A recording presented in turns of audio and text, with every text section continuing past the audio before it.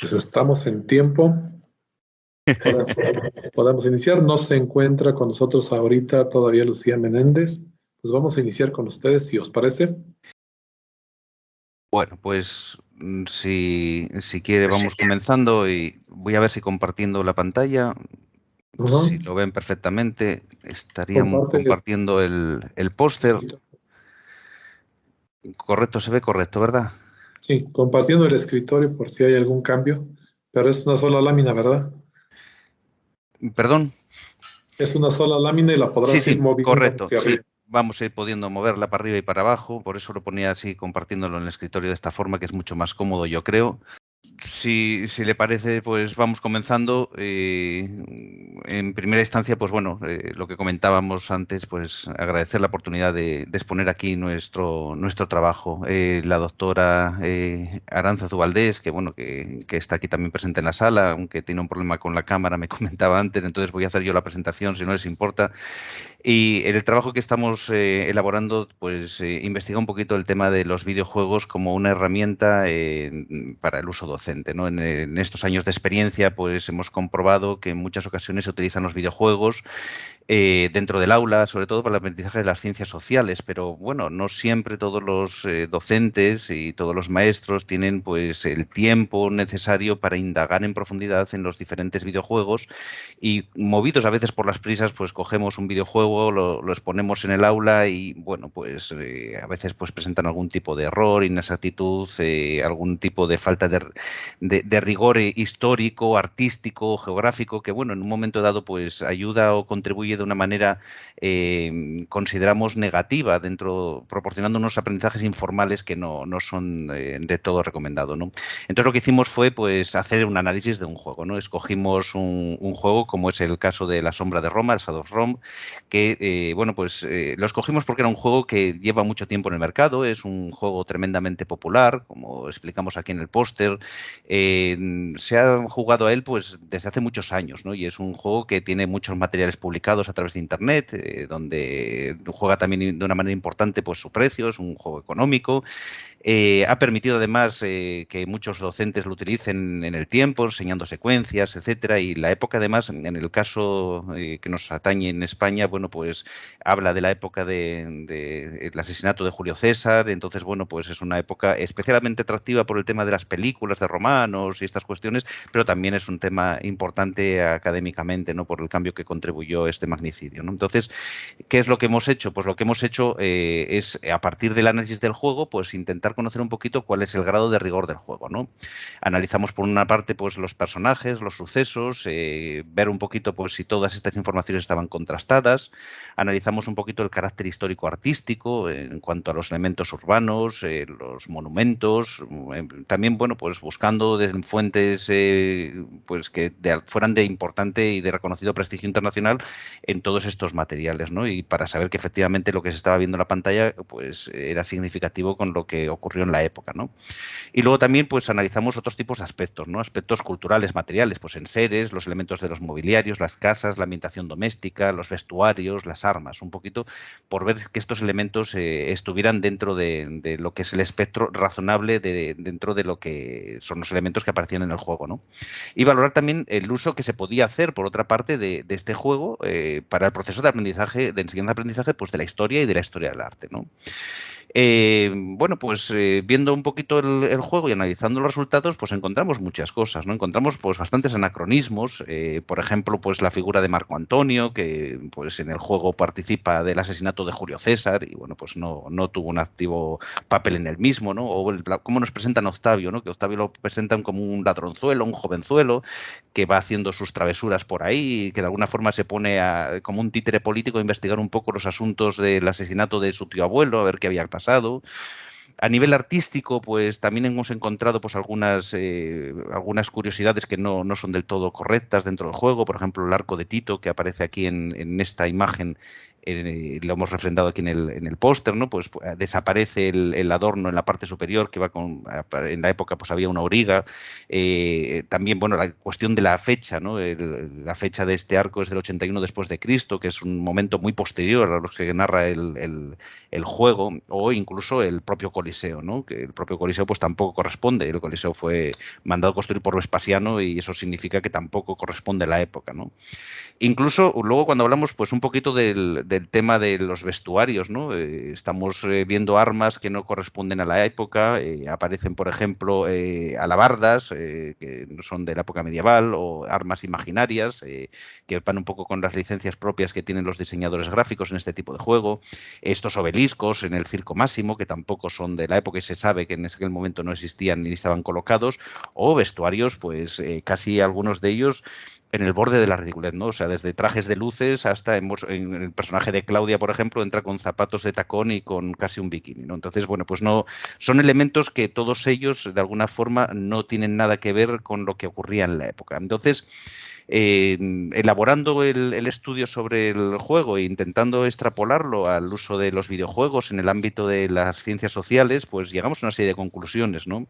El estudio está bastante más largo porque, bueno, a raíz de esta investigación, pues publicamos un artículo, precisamente en el número presente de Raíces se puede leer este artículo en el que contamos un poquito todo el proceso con muchísimo más detalle, pero en cualquiera de los casos, las conclusiones que llegamos son las siguientes. Primero, el uso del juego o del videojuego no debe de ser o no puede estar determinado por los fines perseguidos por el docente. Es decir, podemos utilizar un juego bien para que el alumno aprenda a conocer el espacio y tenga un enfoque pues creativo y didáctico sobre el momento histórico, le despierte su curiosidad, nos sirva para llevarlo hacia esa época que puede ser pues más o menos cercana al alumno, o que puede resultarle más o menos incómoda por diferentes cuestiones, ¿no? Entonces, bueno, pues el videojuego evidentemente es una herramienta que con ese enfoque didáctico es estupendo, incluso también con el enfoque en que aunque el juego no sea bueno o no tenga unas posibilidades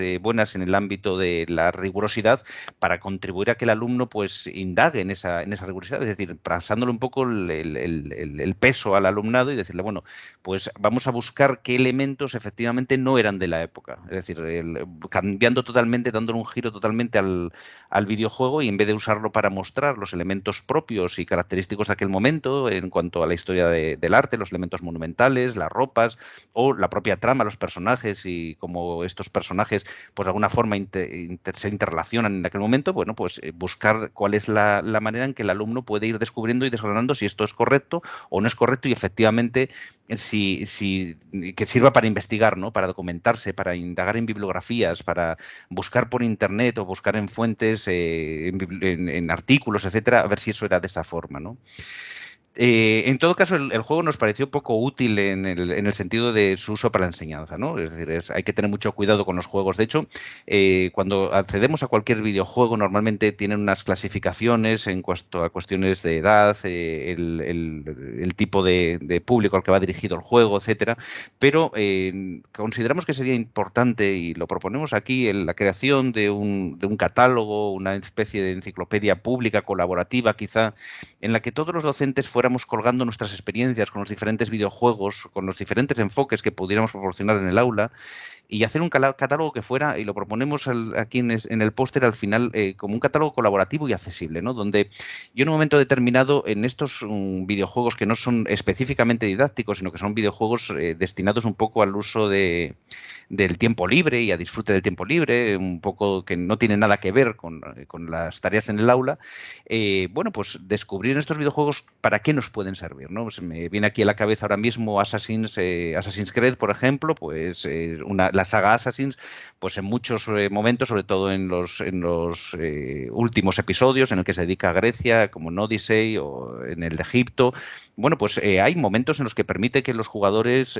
naveguen por el Egipto clásico, reconozcan y encuentren lugares, encuentren momentos históricos, accedan a diferentes templos, y bueno, pues evidentemente para dar a conocer al alumnado estos lugares y meterse con ellos, navegar con ellos, pues es interesantísimo, ¿no? Entonces, bueno, proponemos eso, ¿no? El que pueda hacerse seguiremos trabajando, nos hemos tirado un poco en esta labor de profundizar e investigar con un espíritu crítico realmente si el uso de estos videojuegos, perdón, y para qué pueden servir, y en todo caso, pues si hacemos una contribución de carácter casi internacional, ¿no? Donde a partir de un foro se pudiera ir colgando los diferentes usos que hemos dado a los diferentes juegos y hacer unas valoraciones, quizá unas codificaciones, etcétera, pues yo creo que servirían para facilitar, ¿no? el uso de los videojuegos por parte de los docentes, ¿no? Ese es un poquito el trabajo que estamos elaborando en este momento y que, bueno, pues queríamos traer aquí con esta presentación y ponerlo a disposición y esta contribución para todos ustedes. Espero no haberme pasado mucho en el tiempo, he procurado ser lo más breve posible. Muchas gracias. Bastante bien, justo en el tiempo y creo que claro el mensaje en esta forma de presentar una investigación. Y bueno, ha estado muy en el ambiente de la docencia, de la gamificación. Y todos pensamos que si tomo el juego que esté más en boga, va a ser ya un motivo de gamificar en el aula y tener incluso en la misma dispositivos que tengan un ruido estruendoso y los alumnos bien motivados ahí. Ya estamos en esa fase de gamificar nuestra enseñanza y la cuestión es que dista mucho esto, de ser un verdadero auxiliar mientras no sea un juego bien seleccionado, mientras sea un juego que responda a las intencionalidades didácticas que ha programado el profesor. Y cosa curiosa, los juegos que para eso sirven son juegos muy sencillos, pero sucede algo mágico que al momento en que le dices al alumno que es juego, lo asume como juego y lo juega y se divierte igual. Yo discutía con mi hijo que es docente también y que entró mucho tiempo al asunto del juego, ya hasta a nivel prácticamente muy profundo y de competencia. Y yo hacía crítica y decía, bueno, papá, si tú estás haciendo el cuestionamiento como de Roma, estás haciendo el cuestionamiento porque es una historia no adecuada, no muy precisa y porque está muy armada, pues entonces me podrías decir cuál es la historia correcta de Roma. Y es una pregunta muy fuerte porque, bueno, si es la historia que nos han vendido los libros, la historia que nos dieron en contexto educativo de cada país donde nos encontramos, ¿cuál es la historia correcta? Y bueno, dice algo muy correcto. Lo que están haciendo es, sobre la temática de Roma, hacer un videojuego que puedan vender y que tenga todos los recursos posibles para poder atraer y poder vender. Y en eso sí estamos muy de acuerdo. Que se derrochan recursos que ya quisiéramos tener para el trabajo académico, los recursos que necesita un gamer o los recursos, un docente, los recursos que tiene un diseñador de juegos para poder hacer una clase y un juego, son muy diferentes.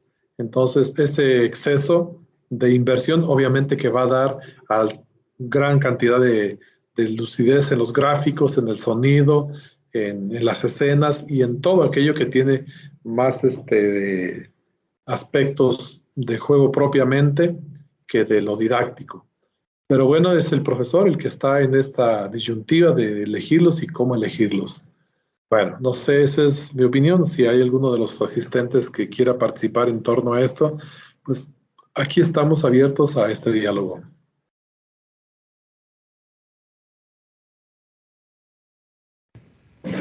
Aquí tenemos una manita levantada. María de la Cacheiro, adelante. Sí, muchas gracias. Adelante. Pues, sí,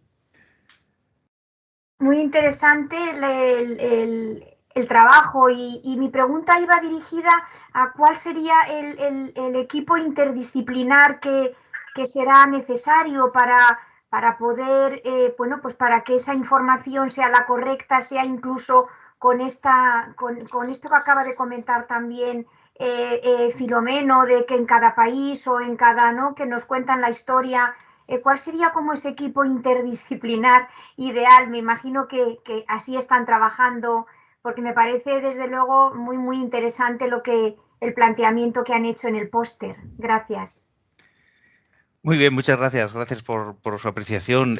Bueno, vamos a ver, el problema de los videojuegos, que es yo creo que lo que nos trae a todos locos cuando estamos escogiendo un videojuego, es llegar a tener una profundidad en la materia que plantean, ¿no? Entonces, los videojuegos hay que entenderlos de dos formas, ¿no? Los que están pensados específicamente como una herramienta didáctica, que esos ya los tenemos y los conocemos, pero hay otra serie de videojuegos que están dedicados al ocio, ¿no? Y muchas veces estos videojuegos que están dedicados al ocio quizás sean los que son más atractivos para el alumnado, porque les estamos presentando una forma diferente de ver ese juego que tienen en casa. Claro, descubrir, ese es el problema que planteamos y precisamente por el que empezamos con nuestro trabajo, ¿no? Es la falta de conocimiento profundo de profesores y maestros sobre algunos aspectos de la historia o de la historia del arte. A veces no tenemos tiempo nosotros mismos de investigar en profundidad y además qué historia, ¿no? ¿Cuál de las historias es la más correcta o la más cercana? Entonces, evidentemente quizás sea un poco el abrir un espacio a ese debate, ¿no? Es decir, claro, nosotros podemos aportar desde nuestra experiencia, pues bueno, yo soy experto en el ámbito geográfico, pues planteo, por ejemplo, una serie de disquisiciones sobre si este juego puede ser una herramienta utilizable para el uso en la clase de ciencias sociales, para conocer un poquito un territorio, conocer una geografía. Si soy experto en... Pero casi como una, yo lo plantearía casi como una wikijuego, ¿no? Una especie de plataforma útil donde fuéramos planteando nuestras experiencias y que esas experiencias unos a otros nos las fuéramos enriqueciendo, ¿no? Quizás sería ese un poquito ese planteamiento ideal, porque claro, la incorporación lógica pasaría porque los propios juegos tuvieran una evaluación interna. Es decir, cualquier juego cualquier videojuego ahora mismo que tengamos en el mercado, nos ponen en los títulos de crédito, pues la cantidad de expertos, ¿no? Que presuntamente pues participan en esa construcción, ¿no? Y aparecen expertos en historia, en arte, en geografía, en armas, en vestuarios, en decoración. Efectivamente, damos por supuesto de que eso es así, aprovechando esa circunstancia que hay esos expertos ya, quizá habría que involucrar a estos propios fabricantes y diseñadores, a estas grandes empresas, a estas multinacionales que son realmente las que tienen la sartén por el mango de la construcción de los videojuegos, al que añadiesen un apartado informativo en los videojuegos donde dijeran el grado de rigor que han seguido un poquito los diseñadores, ¿no? Porque evidentemente el diseñador lo que va a buscar es la jugabilidad, igual que la empresa, la rentabilidad del juego porque se juega. Entonces, el hecho de que el cliente al final lo consume para poder jugar, no para tener un ámbito docente. Entonces, sí nos vendría bien que ellos mismos nos pusieran una evaluación, quizá una numeración, quizá una especie de semáforo, cualquier símbolo que nos permitiera saber ese juego qué grado de rigor sigue, hasta qué punto es idealizado y las escenografías, los personajes son pretendidos para el disfrute exclusivamente del jugador, o hasta qué punto se ha profundizado en el momento histórico, artístico, geográfico, para poderlo utilizar nosotros como una herramienta y no incurrir en errores. Es que, además, este juego lo escogí porque un compañero hace años trabajando en educación secundaria, dando clases, pues a mi modo de ver, desafortunadamente lo cogió para hablar de la época precisamente del asesinato de Julio César. Y claro, si planteas esto en el aula, aparte de que es un juego ya que no es adecuado para todas las edades, es decir, yo ya me plantearía el primer filtro que sería evidentemente, bueno, este juego no es para todos los niños, es decir, hay unas edades mínimas que ya el propio juego por clasificación de edad ya lo evitaríamos, ¿no? Pero bueno, haciendo la selección en secuencias concretas y tal, tampoco era el más afortunado, ¿no? Pero él tampoco era un experto en historia, por lo tanto, lo daba por supuesto. Y daba por supuesto de que efectivamente, pues, Octavio casi estaba investigando como si fuera Sherlock Holmes el asesinato de su tío abuelo, ¿no? Y bueno, pues nada más lejos, ¿no? Entonces, quizás sea un poco así, ¿no? Un planteamiento de Wikipedia, ¿no? Por decirlo de una forma un poco popular, ¿no? Que todos nos aportáramos de alguna manera mediante un trabajo en equipo y cada uno por sus experiencias, ir colgándolo en una plataforma donde fuéramos evaluándolo y por otra parte intentar involucrar a las corporaciones, ¿no? Yo que creo que serían lo propio, ¿no? Que ellos mismos nos echaran una mano a los docentes para decir, bueno, pues este juego tiene estas posibilidades, aprovéchenlas, ¿no? Yo creo que hay juegos que no se han vendido en ese sentido y son muy interesantes. Por ejemplo, antes hablaba de Odyssey. Odyssey es un juego que plantea un movimiento por todo el territorio para descubrir Egipto, etcétera, que bueno, que muchos docentes no son conscientes de que existe esa herramienta ahí, donde el alumno puede moverse, conocer las pirámides, entender un poco el marco geográfico egipcio, bueno. Entonces, no sé, quizás sea un poquito esa la ilusión, ¿no? El conseguir o plantearlo desde un punto de vista de Wikipedia, si me permite. Gracias. Gracias. Pues al parecer el planteamiento es inverso, no un juego que nazca con finalidades de ocio y para venta, sino hacer equipos multidisciplinarios que incorporados a una plataforma vayas viéndose así como el Moodle que tiene un código abierto y pueden ir construyendo, pueden ir enriqueciéndolo los expertos. Y hoy por hoy sigue siendo una de las plataformas más robustas. Ha habido muchas de videoconferencia, pero para hacer un curso sigue siendo muy robusta. Y así pudiéramos tener una plataforma para la gamificación, en donde los profesores llevaran la voz cantante, sí, en un equipo muy bien integrado con cada uno de los expertos necesarios y producir el juego con esa finalidad. Y yo creo que hasta la empresa saldría ganando, porque Sí. siempre se necesita quien esté aportando insumos económicos para que esto, o sea, tener esa parte de mercadotecnia también para que se pueda alimentar el proceso. De lo contrario, pues no hay quien sea buen samaritano o pedirle a Bill Gates que alimente la plataforma, pues va a poner ahí su parte también, ¿verdad? Y su ganancia. Entonces, esa parte mueve, esa parte es energía que sirve para alimentar el propio diseño y que no se quede muerto ahí. Es una buena forma de poder hacerlo. Entonces los profesores tenemos que entrar a esa fase de diseño y no ser simplemente consumidores pasivos. Esa fase de diseño que urge, que ya por ejemplo en la investigación, el caso del software Atlas TIC, como los investigadores van junto con los técnicos, junto con los informáticos y diseñan el programa que sirve para la investigación. Entonces allí no hay la visión de que el técnico lo quiso hacer así sin saber de investigación. No, es que allí el investigador se fusionó con el técnico y generó un software pues bastante bueno que está sirviendo bastante en el trabajo cualitativo. Y de esta misma manera, o sea, el profesor que tiene la didáctica, que tiene todas las intenciones de formación, toda la visión de formación, los modelos de formación, pueda fusionarse con los técnicos, con los informáticos, con los diseñadores de juego, para que el producto sea algo educativo. Yo creo que la cultura que está generando pandemia, esta etapa post-pandemia, debe quedar una nueva visión, una nueva conciencia del uso de las TIC. Y para el caso de la gamificación, creo que es un horizonte pues, que está perfectamente abierto a todo este tipo de creación. Pues bien, si hay alguna participación más, si no, podríamos pasar a sí, Lucía. ¿Ya quieres participar? Disculpa, me lié y no sabía que eran al mismo tiempo todas las ponencias y estuve intentando entrar en las otras ponencias porque tengo otro póster yo. Ajá, sí, ahorita vamos contigo, Vale, enseguida. pero que me disculpéis porque me lié. Pensé que tenía que entrar, o sea, que era cronológico y me lié. Muchas gracias, Martín. Gracias. Y gracias, Su. Vale. Nada, si me permitís, voy a poner en pantalla también mi póster. Sí. Para, bueno, explicaros un poco me gusta también explicaros un poco cuál es el origen de precisamente bueno, de la investigación, ¿no?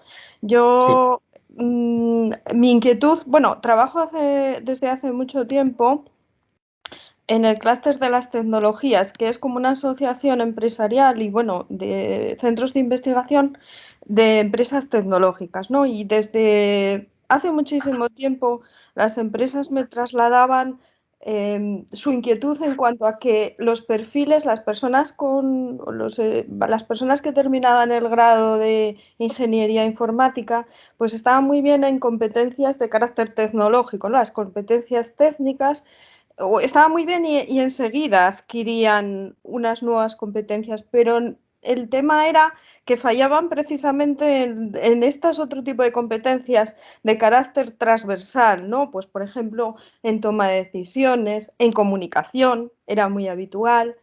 Entonces, bueno, se me fue generando una inquietud. Eso se juntó con que, bueno, empecé a trabajar también de profesora asociada en la Universidad de Oviedo y entonces ya como que se conjugaron las dos ideas, ¿no? Por un lado tenía una necesidad y por otro lado empezaba a entrar en un entorno que me iba a permitir ser mucho más rigurosa a la hora de plantear una investigación, ¿no? Y entonces se juntaron las dos ideas y empecé a trabajar en esta investigación, ¿no? Quizá ahora todavía, ¿verdad? En este contexto post-COVID todavía, no sé, por lo menos en España hay una gran inquietud con estas competencias, ¿no? Con ser muy precisos en las competencias que van a necesitar precisamente las empresas con todo lo que está provocando, ¿no? La digitalización, ¿no? Entonces, bueno, ya se me conjugaron muchas ideas a la vez. Mi idea fue, sobre todo, trabajar con el profesorado, como mi trabajo en la Universidad de Oviedo, pues con el profesorado del grado de informática de la Universidad de Oviedo y trabajar, como trabajo en el clúster de las tecnologías, con empresas del ámbito de la tecnología. Y la idea era, pues, contrastar, ¿no? La importancia cuáles son las competencias que consideran estratégicas las empresas, este tipo de competencias transversales que consideran estratégico fortalecer, ¿no? en las personas que terminan los estudios de informática y, por otro lado, el punto de vista del profesorado. Pero quise ir un poco más allá y es, pues, conocer también en profundidad qué metodologías están empleando tanto el profesorado, porque el profesorado ya, pues, hace tiempo que por el espacio europeo superior está obligado a desarrollar esas competencias de carácter transversal, ¿no? ¿Qué metodologías se está empleando? Tanto para, si fijaros, hice la traslación, el profesorado va a evaluar y la empresa lo que va a hacer es selección de personal. En el fondo también va a evaluarlas, ¿no?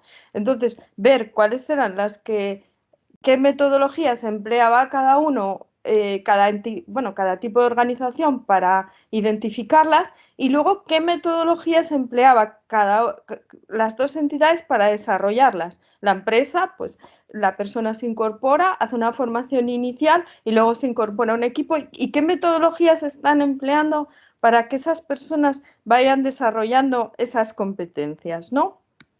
Un poco las herramientas que estoy utilizando, porque estoy en ello, es un cuestionario que administro tanto a las empresas de tecnología como al profesorado y luego entrevistas, ¿no? Hasta el momento, pues bueno, tengo una muestra de 60 encuestas cumplimentadas por responsables de captación y desarrollo de talento de empresas tecnológicas. Claro, en mi ámbito de estudio, que sería el Principado de Asturias, y 79 realizadas por profesorado del grado de Ingeniería Informática. Y ya voy descubriendo cosillas, ¿no? Pues claro, una de las cosas interesantes que estoy descubriendo es cómo, claro, ahora mismo, fijaros, en esta época de la digitalización, claro, es intensiva la demanda de perfiles tecnológicos, ¿no? Entonces, quizá las chicas y chicos que finalizan los estudios de grado de informática en la Universidad de Oviedo no tienen dificultad para esa primera inserción profesional, pero estoy descubriendo que son muy importantes para su desarrollo de carrera. Es decir, por ejemplo, para que una persona deje de ocupar los puestos, imaginaros, los puestos con menos responsabilidad, el puesto de programador, y pueda ir hacia el puesto de analista, hacia el puesto de jefatura de proyectos, al final estas competencias, en el caso de las personas con perfiles informáticos, son estratégicas para ese desarrollo de carrera, porque muchas personas con estos estudios se quejan de que, por así decirlo, que hacen, ¿no? Pues que los trabajos que los trabajos que se quedan en el ámbito de la programación, pero claro, es que son estratégicas estas competencias. Y luego estoy ya descubriendo metodologías que son trasladables de un ámbito a otro, ¿no? Y como ya incluso hay profesorado que está empleando metodologías de empresa y hay metodologías que está empleando el profesorado que serían también trasladables a la empresa. y en esas estoy.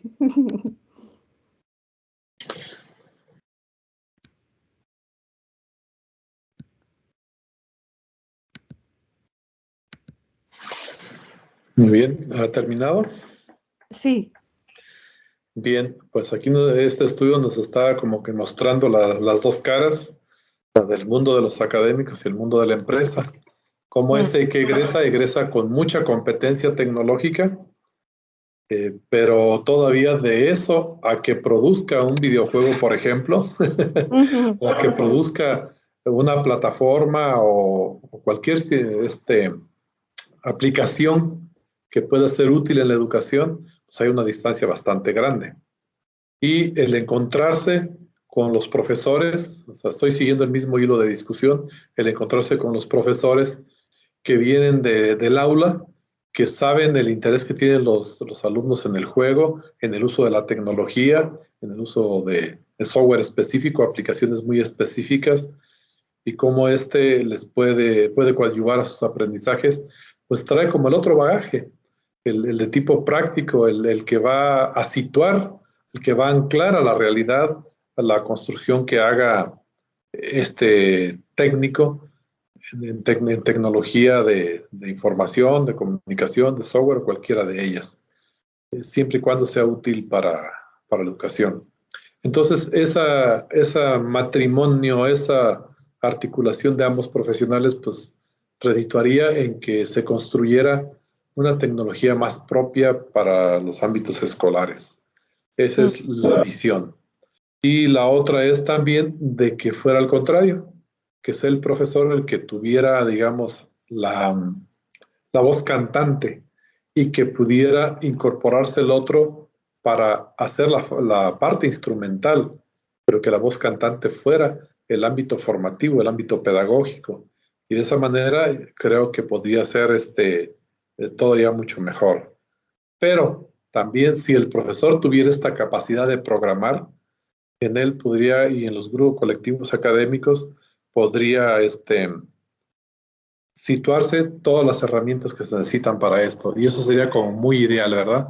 El profesor pues tiene sus tiempos muy limitados a la docencia, en el día a día se le consume el tiempo, luego se le pide evaluación, se le pide investigación y ahorita ya un desarrollo tecnológico ya sería como que mucho pedirle. Pero siempre hay excepciones y habrá profesores que tengan esta formación y puedan incidir también en este campo de la tecnología y poder ir haciendo aplicaciones que nos sean más útiles en el campo de lo educativo.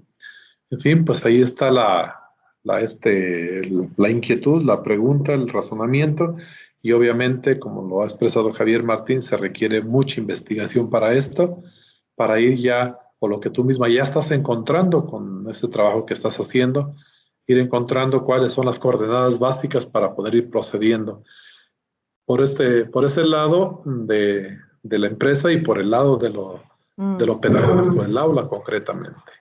No sé cómo vean la situación, si podemos discutir esta parte. Sí, sí que es cierto que, claro, que evidentemente no se puede para nada abandonar el ámbito pedagógico. Sí me encuentro, claro, profesorado quizá a lo mejor que está más abierto porque ha trabajado quizá en empresa privada y entonces ese profesorado ya aplica incluso alguna de las metodologías pues de desarrollo o prácticas que se aplican en la empresa, la aplica en el aula con las chicas y los chicos, ¿no? A veces es a la misma materia, pues a lo mejor lo que hablamos, que no es descubrir nada nuevo, pues aprendizaje basado en proyectos. Planteas un proyecto que sea un caso real, de un aplicativo informático real y el alumnado yo creo que va a aprender, si planteamos un proyecto, pues va a aprender a gestionar su tiempo, va a aprender a tomar decisiones, va a aprender una serie de cosas bueno, y encima si parece, si le implicamos en que parece algo que tiene una aplicación en la realidad, ¿no? O sea, lo que estoy es construyendo pues una posible bueno, por poner un ejemplo, que sí, una posible aplicación para gestionar las citas hospitalarias, ¿no? Pues entonces, como que ya también, ¿no? Muchas veces el plantear así un proyecto, pues motiva, ¿no? Porque ves que tiene un aplicativo real, ¿no? Muchas veces, fijaros, está investigado incluso en las chicas, que las chicas nos gusta más la tecnología cuando le vemos una aplicación social o cuando le vemos un aplicativo. Entonces, yo creo que puede ser interesante el conjugar ambas cosas y que, bueno, y que también las empresas conozcan metodologías que se están empleando en el aula, que a lo mejor para la formación inicial de las personas les puede servir para la formación inicial de las personas que se incorporan en la empresa. ¿Por qué no? Muy bien. Bien, aquí nos acompaña también María de la Luz, que estuvo conmigo ahorita en el momento de la exposición de algunos proyectos, con una alumna de maestría, con Dalila Santana. Se trabajó con educación primaria. Ella recibió capacitación en robótica y como muy inquieta que es, se trabajó la tesis sobre qué posibilidades tenían los alumnos de entrar a ese campo. Sorpresa, llegaron hasta donde quisieron. Cuando se trató de ver toda la gama de contenido que tuvieron que aprender siendo alumnos de educación primaria y que no les importó que ese conocimiento, por ejemplo, circuitos eléctricos, se viera hasta la secundaria, se rompió. O sea, por eso la investigación es transdisciplinaria. Se rompió con lo disciplinario y los chicos de primaria estaban viendo aspectos de física, aspectos de circuitos en física que se ven hasta secundario o bachillerato. Bueno, al final ver cómo su robot podría hacer actividades básicas y también cómo ese conocimiento de electricidad, de programación y del juego matemático que tuvieron que involucrar para poder hacer mover ese robot, pues les fueron útiles. Después se fueron, como estábamos en tiempo cercano a Navidad, se fueron a producir juguete navideño. Y después al momento de exponer el juguete navideño entre los padres de familia, pues resulta que había una señora familiar de alguno de los alumnos que trabajaba en el mercado de una ciudad cercana ahí. Le interesó tanto que se llevó los juguetes al vender al mercado. Y oh, sorpresa, que enseguida regresa a ver si tenían más producción de ese juguete porque se vendió como pan caliente. ¿Cómo se cubrió todo el circuito? Y los alumnos, obviamente, muy motivados. ¿Qué descubrió también ella? Que alumnos que estaban retraídos en sí, en sus clases regulares, en el momento de entrar a esas actividades de tipo práctico, de tipo no colaboraba y ahora se volvió totalmente colaborador, se volvió totalmente compartido y fue, digamos, el número uno de la clase. Hay habilidades, hay competencias que los alumnos pueden tener y que nosotros no las favorecemos en el aula y no las fortalecemos. Para ese caso, ese alumno salió del anonimato y se fue hasta arriba de la tabla de los alumnos de la clase por su inventiva, por su capacidad que él tenía. Entonces, este tipo de trabajo nos puede servir para encontrar otro tipo de ámbitos de desarrollo de los sujetos. Este chico, pues ya podría él por sí mismo producir juguete navideño para la persona que le estaba solicitando en el mercado y que ya implicaba tener dinero directamente en la bolsa siendo un alumno de la primaria. Vean cómo se puede cerrar todo el circuito cuando el profesor pone los medios al alcance de. Otra experiencia muy notable aquí en el estado de Michoacán, México, de un instituto tecnológico y ya es nivel superior. Se asesoraron de un ingeniero de la NASA y bueno, el resultado fue que pusieron en órbita un satélite artificial para el tecnológico. Y bueno, todos decían, ¿cómo es sí, sí es posible, son jóvenes completos con capacidad, solamente necesitan la orientación de un experto y pueden llegar hasta donde su imaginación se los dictamine. Entonces, poner en órbita, generar un satélite artificial pequeño y ponerlo en órbita y hacer transmisión por ese medio con todos los permisos de la Secretaría de Comunicaciones por la vía institucional, fue, digamos, un hit que ese instituto tecnológico conecta la educación en Michoacán. Entonces son dos casos, uno en básica y otro en superior, de cómo, bien orientado a los alumnos, el propio profesor bien capacitado, podemos ir generando toda la tecnología que necesitamos propia para seguir aprendiendo y para aprender mejor. Pues sí, me parecen muy interesantes los dos. Muy bien, María de la Luz, si quieres, tienes la mano levantada, si tienes algún comentario. Sí, pues nada, muy interesante también felicitar en este caso a Lucía. Y ahora en este debate posterior también no sé cómo abordáis, ¿no?, el tema del fracaso en que no funciona y que eso no sea, tenemos la mentalidad, claro, pues es que no está bien, ¿no? Entonces un poco esa otra habilidad, me imagino, que dicen que es tan importante, ¿no?, de que justamente esto ha fracasado, no ha fracasado, ha sido un aprendizaje. Eso no sé cómo se aborda también en estos proyectos en los que estás, ¿no? Tanto universidad como en la escuela, en el centro educativo. Fíjate, ahora mismo hago la pregunta, les hago la pregunta sobre todo tanto a las empresas como al profesorado, qué competencias les parecen que han salido fortalecidas, cuáles no, y sobre todo, fijaros, incluso estoy descubriendo que por ejemplo, en la empresa había determinados puestos de trabajo, la típica persona que está un poco así atechada, que se dice aquí, o sea, el que figura, pero no hace que salen a la luz en época de teletrabajo, ¿no? Y me hablaban, pues precisamente, claro, que ahora era muy importante la famosa resiliencia, ¿no? Claro, que ahora parece que, fijaros, de entre las competencias que me estaban diciendo hace un año, ¿no?, y las que me están diciendo ahora la resiliencia sale muy a menudo. También sale muy a menudo, pero esa ya salía, el que sepan autogestionarse, es decir, el autogestionar su tiempo, ¿no? Parece que esos son un poco competencias que me están saliendo fruto de esta época, ¿no? Que están diciéndome que se fortalecen, ¿no? Muy bien. Quisiera responder a la pregunta que haces, María de la Luz.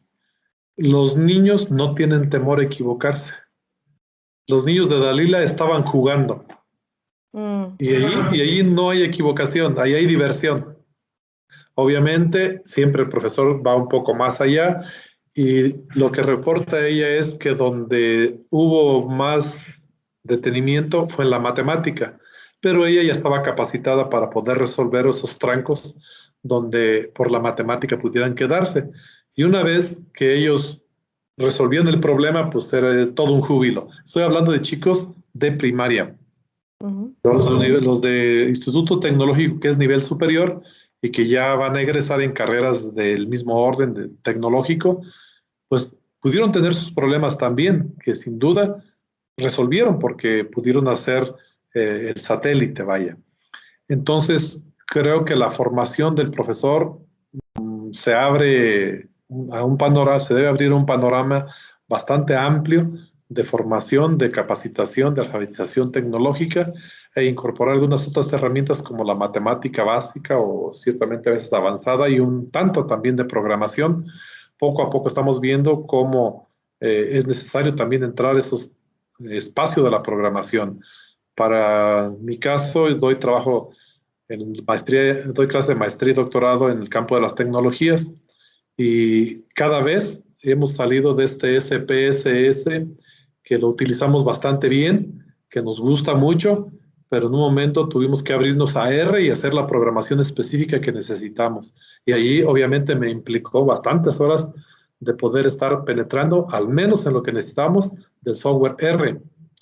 Y esa es una exigencia que creo que si estamos abiertos a la formación, tenemos que estar siempre como esponjas abiertos. Y lo mismo en la investigación. Ahorita está presentando Lucía Menéndez el diseño de investigación que está siguiendo. Bueno, también hay que estar abriendo que la investigación es otro tipo de procedimientos y lenguajes que podemos incorporar y que es parte del acervo que el profesor también tiene que que tener para nuestro tiempo. Como vemos, ahora no se requiere un profesor que tenga amplio dominio de contenidos, como antes, que sea una enciclopedia, sino que tenga la visión de cómo gestionar el conocimiento y cómo incorporar herramientas tecnológicas, cómo expresar otro tipo de habilidades y capacidades y obviamente valores para hacer una formación más integral, que no solamente implica un producto vendible, tangible, sino que propicia explicaciones, nociones, visiones en sus alumnos que lo están siguiendo. Bueno, muy interesante estos dos temas, han generado una reflexión bastante fuerte respecto a la temática que estamos abordando. Y pues yo, si no hay otra pregunta más, tenemos todavía tiempo de sobra, pero bueno, había prometido que en menos de la mitad lo agotábamos y creo que estamos llegando al término del mismo. Si hay algo que quieren decir, tanto Martín como Lucía Menéndez, al cierre de esto, como una pequeña conclusión, pueden abordarlo. Yo sí. Sí. Creo que como conclusión que el hacer puentes entre la universidad y la empresa, pues en ambos sentidos, siempre puede enriquecer la experiencia de ambos, tanto del profesorado como de las empresas. Entonces, como conclusión, quizá esa, ¿no? Bien.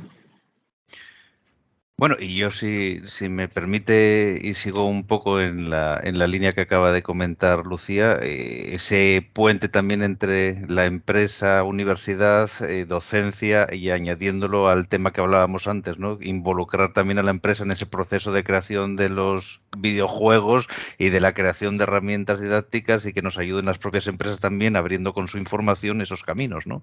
Que de alguna forma se involucren en el sistema educativo de una forma más activa.